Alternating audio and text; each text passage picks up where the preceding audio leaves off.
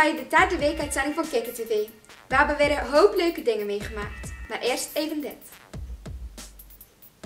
Vandaag doen we hoe snij je een appel door. De ingrediënten zijn een snijplank, natuurlijk heel belangrijk. Een mes, ook heel belangrijk. En natuurlijk belangrijk, een appel. Hoe gaan we het doen? Je moet eerst goed nadenken hoe je hem snijdt. Haal de stekker eraf en zet het mes erin. Bij deze truc moet je natuurlijk altijd goed op je vingers passen. En dan opeten. Afgelopen week hadden wij audities voor nieuwe gezichten te krijgen. Want dit jaar is 200 jaar Zeeuws-Vlaanderen een hoogtepunt van Kikker TV.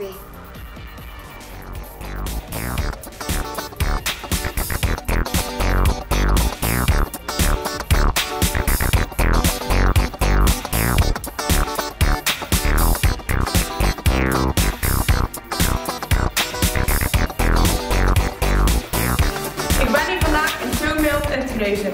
En ik kom auditie doen voor Kikker TV.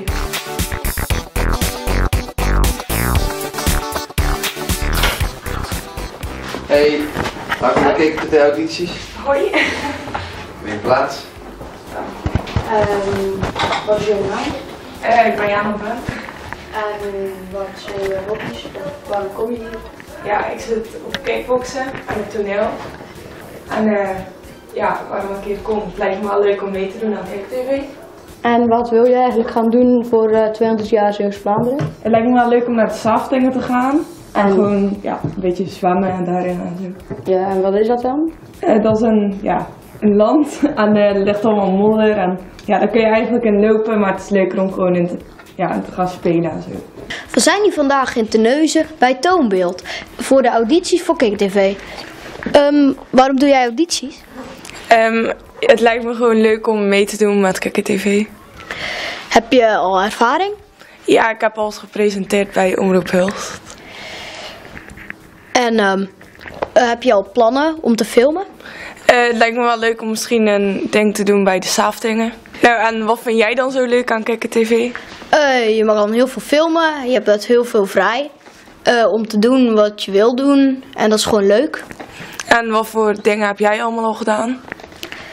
Ik heb al best wel veel gefilmd. Ik heb pesten gefilmd, respect gefilmd, volgens mij stellingen, bloopers, heel veel. We kronen je nu tot Kikker TV reporter. Leuk!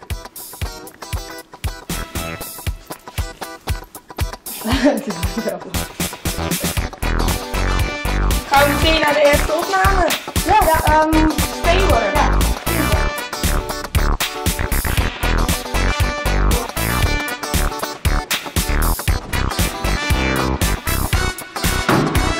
Ja.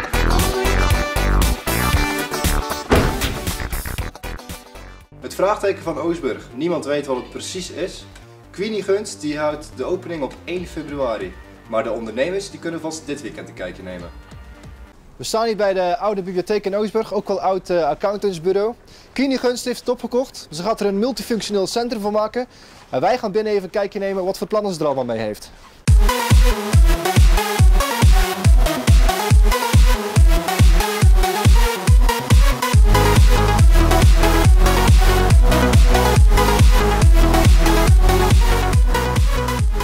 Wat houdt het vraagteken Oostburg precies in? Nou, het vraagteken Oostburg is eigenlijk om de mensen verschrikkelijk nieuwsgierig te maken wat er hier gaat gebeuren. Dus ik ben 6 maanden geleden begonnen met alle kwaliteiten en kwantiteiten bij elkaar te gooien wat mezelf betreft. En eigenlijk allerlei dingen te verzamelen wat ik eigenlijk aan levenservaring, studie, stage, werk, noem maar op, heb meegemaakt. En om dat eigenlijk breed in één project te gooien wat eigenlijk nog aansluit op de provincie en op de gemeente Sluizen. Dus wat eigenlijk groots een meerwaarde heeft voor heel de provincie.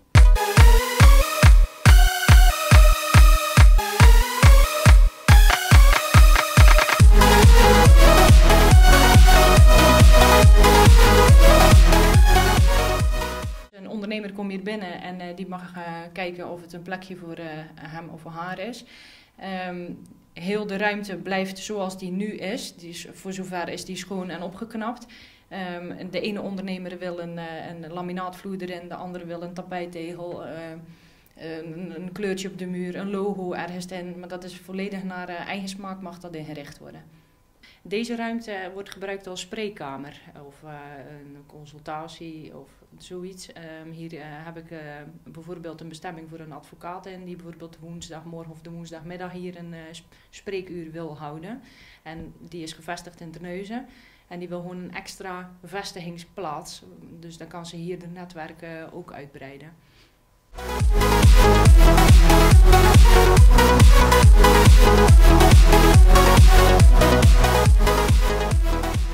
Ik zie ook een serieuze variatie aan kamers qua grootte. Hoe zit dat precies? Nou, ik heb 4 verschillende ruimten. En dat is van small, medium, large en extra large. Dan gaan we even deze ruimte in. Dit is bijvoorbeeld een large. En ik heb 4 verschillende grootte. De kleinste kamer die kan gehuurd worden vanaf €500 per maand. En dat is inclusief gas, water en elektriciteit. En er is, bij iedere ruimte is er de mogelijkheid om dan nog ook een servicepakket af te nemen. Hier zit de wifi in, de schoonmaak, de website en van 9 tot 12 van maandag tot en met vrijdag de receptie.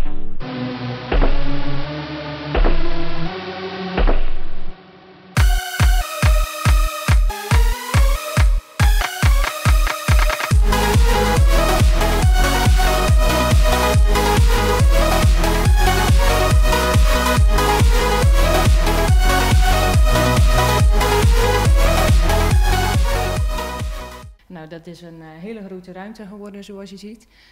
Daar hebben we ontzettend veel werk aan gehad.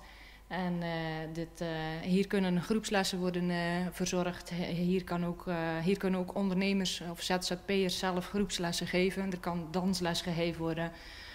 Je kan het zo gek niet verzinnen. Er kunnen vergaderingen, presentaties, aan teambuilding kan er gedaan worden. Volledig aan de creativiteit van de ondernemers zelf.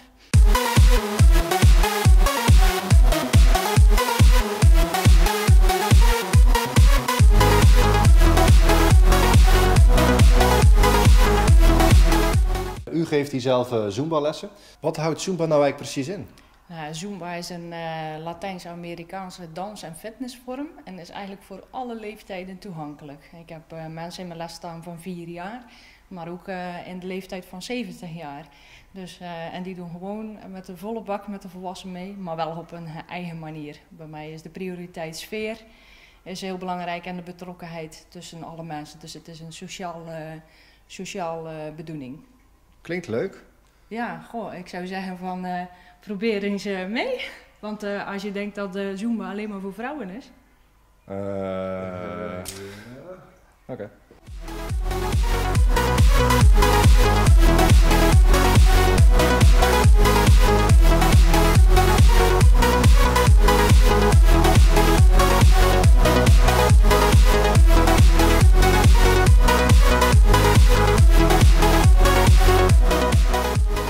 Nou, op 18 januari hebben we de Kijk- en Presentatiedag voor ondernemers en vooral voor startende ondernemers, want buiten de genoemde prijzen en zo allemaal en de genoemde mogelijkheden zijn er ook tal van mogelijkheden voor starters. Dus wees gewaarschuwd, kom lekker 18 januari buurten tussen 7 en half 10 's avonds en u bent van harte welkom op de officiële opening op 1 februari tussen 10 en 5 uur.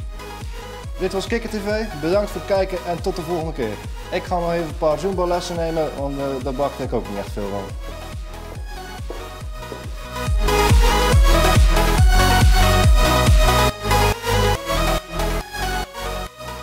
Onze jonge kikkerreporters hebben heel veel gedaan deze week. Als eerste hebben ze een kikkerstelling gefilmd. Deze week was dat Ik vind lachen belangrijk. Ze gingen de straat op. De kikkerstelling van deze week is: wij vinden lachen belangrijk.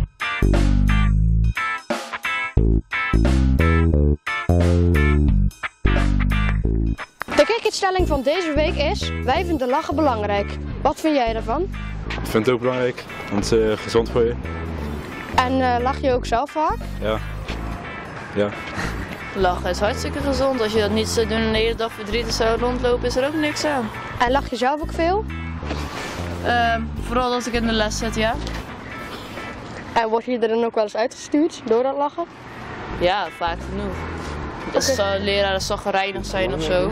Ja, dat ook lachen is zeer gezond. En Ik zou zeggen, blijf lachen. doet u het ook vaak? Nou, ik lach wel vaak, wat er iets grappigs is op televisie of zo. Of dan iets lezen in de krant, weet je wel, dat grappig is.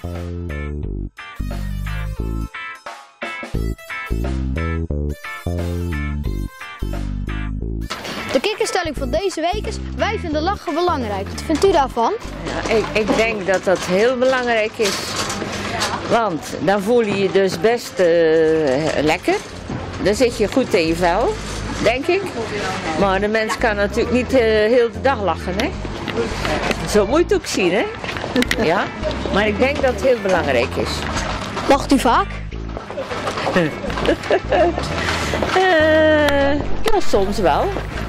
Hangt er vanaf, hè, wat het is, wat er aan de hand is.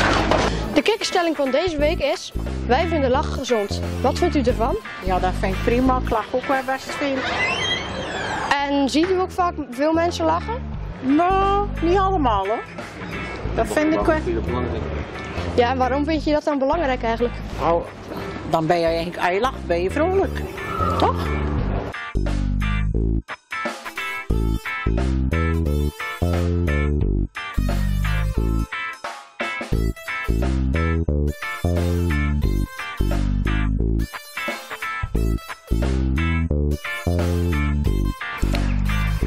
Dit was Kikker TV weer voor vandaag. Ik hoop dat jullie het leuk vonden en tot de volgende keer. En wel blijven lachen, hè? Ik heb geen idee wat karbitschieten is, maar onze kikreporters gingen erop af. Ze gingen zeg maar een bal aan een tank en dan ineens boem. Oh ja. Vandaag gaan we een kijkje nemen bij het karbietschieten en sluis. Het is al een tijdje geleden, maar nu gaan we kijken wat er van gekomen is.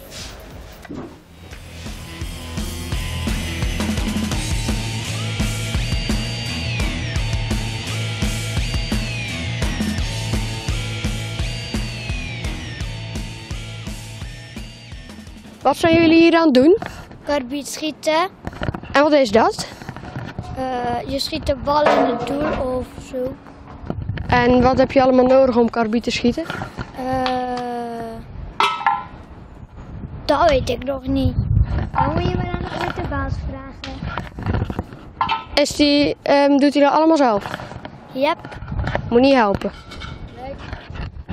En zijn het harde knallen? Ja.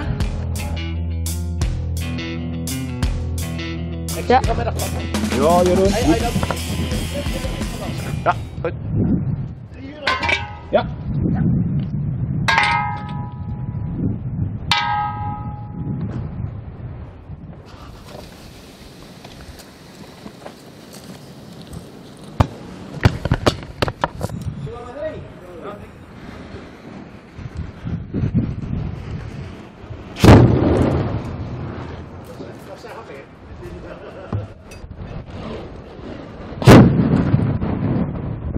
Wow.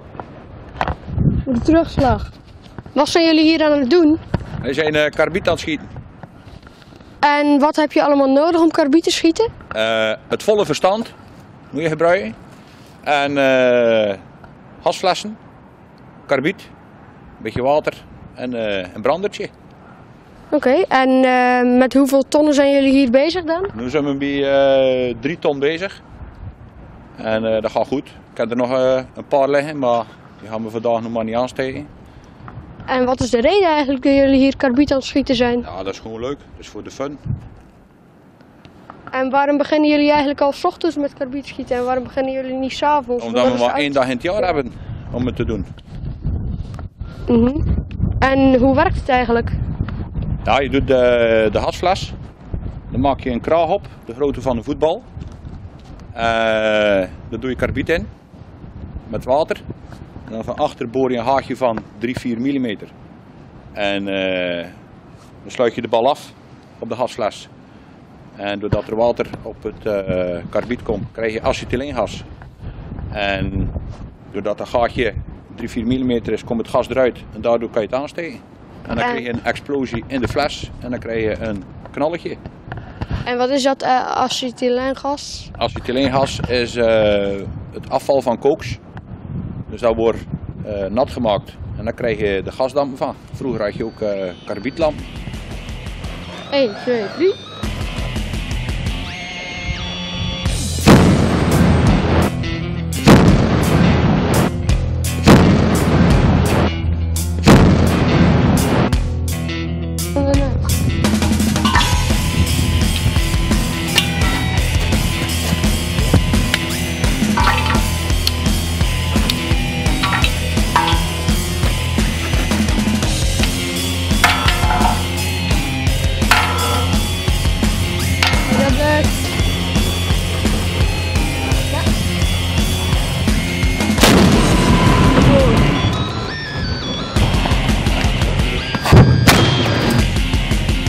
Dit was KikkerTV weer voor deze keer. Ik hoop dat jullie het leuk vonden en tot de volgende keer. Doei! De Sint-Bavorschool in Oostburg.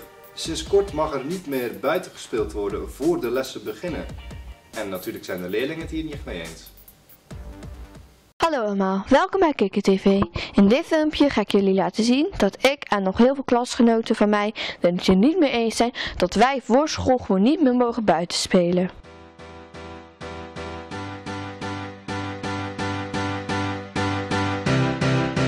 Wat vind je ervan dat je 's ochtends voor schooltijd niet meer mag buiten spelen? Nou, eerst vond ik het niet zo leuk toen we het nieuws kregen te horen. Maar toen het eindelijk zo was, mocht je 's ochtends toch wel leuke dingen doen en toen was het wel leuk. En wat doe je dan 's ochtends in de klas? Eerst mocht je al kletsen en zo en tekenen en nu kijken we naar het Beeldjournaal.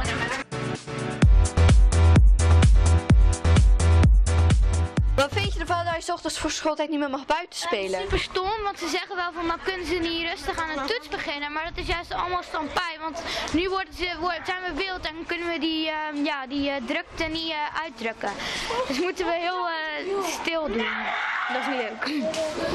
En waarom zou je dan niet iets leuks moeten tekenen of zo? Ja, tekenen is wel leuk, maar word je daar, ik bedoel, je kan je energie niet kwijt. Dan zeggen ze wel, daar word je rustig van, maar je kan je energie niet kwijt.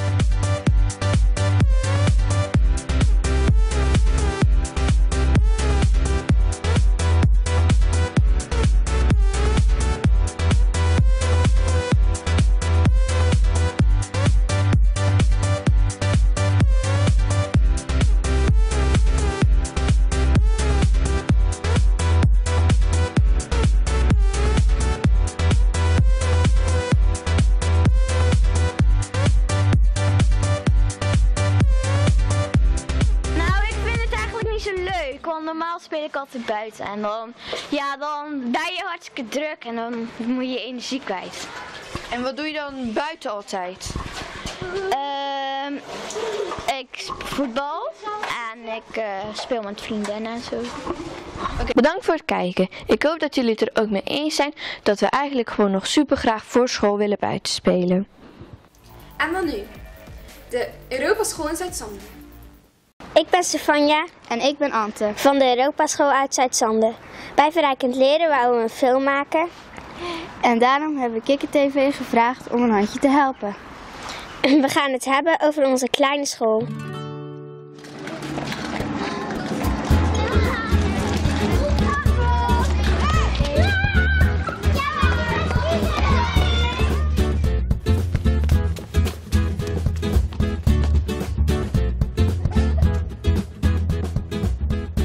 Wat is het verschil met een grote en een kleine school?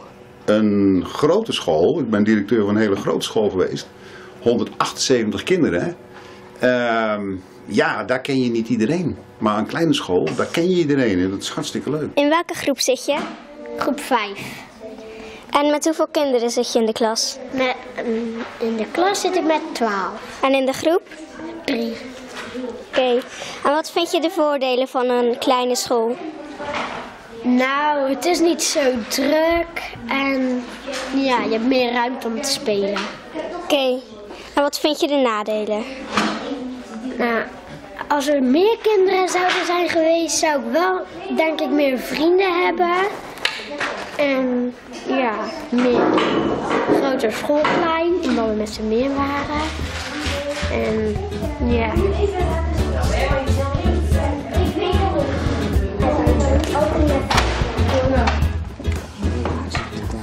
Op deze school is een bemiddelaar. Maar wat doet een bemiddelaar eigenlijk? Nou, ruzies oplossen. En de ruzies die niet erg zijn, die kan ik dan zelf oplossen. En als de ruzies echt te erg zijn, dan kan ik naar de juf toe gaan. Oké. Hoe werkt het systeem met het stoplicht? We hebben een stoplicht in de klas hangen. En als ik les aan het geven ben, dan geef ik les aan één groep. De andere groepen moeten zelfstandig aan het werk zijn. En dan zet ik het stoplicht op rood. Dat betekent dat de kinderen van de andere groep niet mogen kletsen. Als het stoplicht op oranje staat, mogen ze hulp vragen aan een buurman of een buurvrouw. En als het stoplicht op groen staat, nou, dan mogen ze gewoon vrij kletsen. Oké, en hoe werkt het dan met de kaartjes? Nou, de kinderen hebben zelf ook allemaal een kaartje. En als ik dus aan de ene groep les geef, dan kan het wel eens zijn als je zelfstandig aan het werk bent, dat je het niet meer snapt.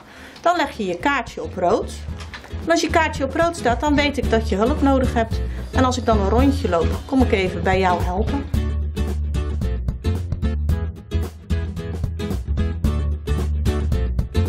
In welke groep zit jij? In groep 3. In welke groep zitten jullie? In groep 1. In welke groep zitten jullie? Groep 2. Met hoeveel kinderen zit jij in de klas? 8. En met hoeveel kinderen zitten jullie in de groep? Met groep 8. En met hoeveel zitten jullie in de groep?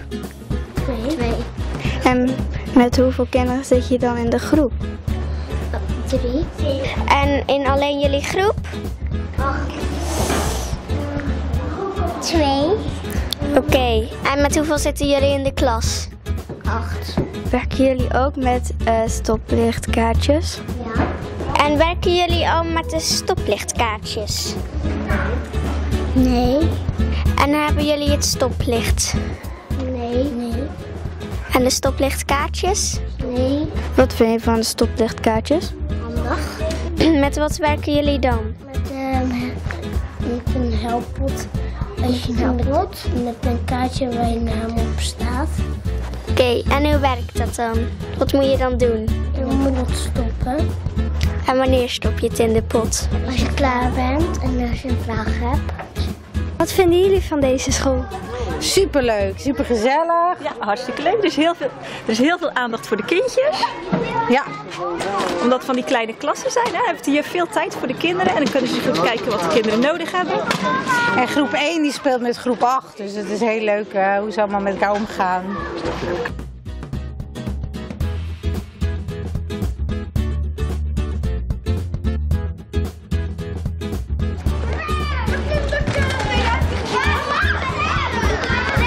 Het was een geslaagde dag. We hebben veel geleerd. Wij zijn de leerlingen van de Europa School in Zuid-Zanden. Doei! Onze Kikkerreporters gingen een kijkje nemen in Oostburg welke sporten nu echt helemaal hip zijn. Hallo, welkom bij Kiki TV. Vandaag gaan we een kijkje nemen in Oostburg welke sport nou echt hip is.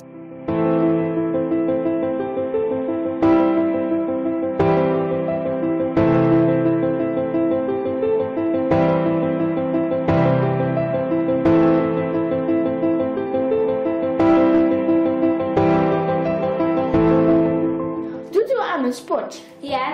Aan welke? Zwemmen en paardrijden. En doet u die sport al lang? Ja. Hoe lang al? Paardrijden 2 jaar en zwemmen 2 jaar.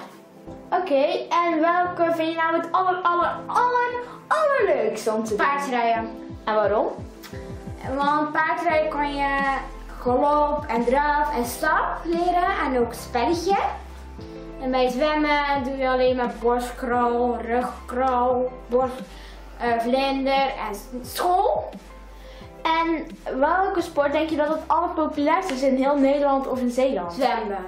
En waarom denk je dat? Want daar kan je allemaal dingen leren en bij paardrijden ben je zo klaar. Oké, en nou wat vind je als je niet op een sport zat? Op welke sport zou je dan zitten? Op atletiek.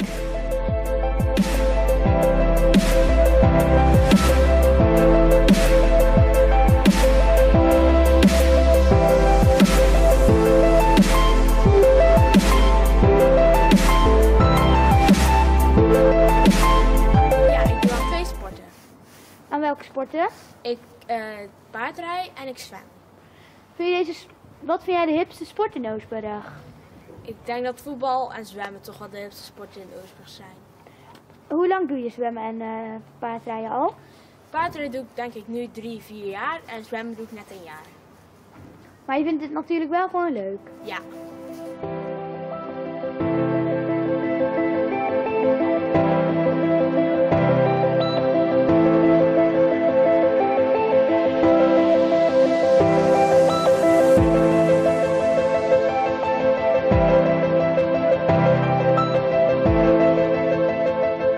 Zit je op een sport? Ik kom hier regelmatig squashen. En mijn werkverband, op mijn werk, ga ik af en toe gaan voetballen. Met de kinderen waarbij ik moet werken. En hoe lang squash je al? Oh, ik doe dat al heel lang. Ik denk 15, 16 jaar. Ja. En voetballen? Maar niet heel regelmatig. En voetbal, ja, dat is al van kleins af. Blijven proberen. Ik kan geen van beide. Ook niet squashen, ook niet voetballen. Maar ik blijf het wel proberen en leuk vinden. En welke sport denk je dat het populairst is in Nederland? Ik denk dat ook in Nederland wel het voetbal populairst is. En natuurlijk zijn de Belgen beter nu momenteel in het voetbal. Dat zal nog moeten blijken. Het tweede kampioenschap waarschijnlijk, ja. Oké, bedankt.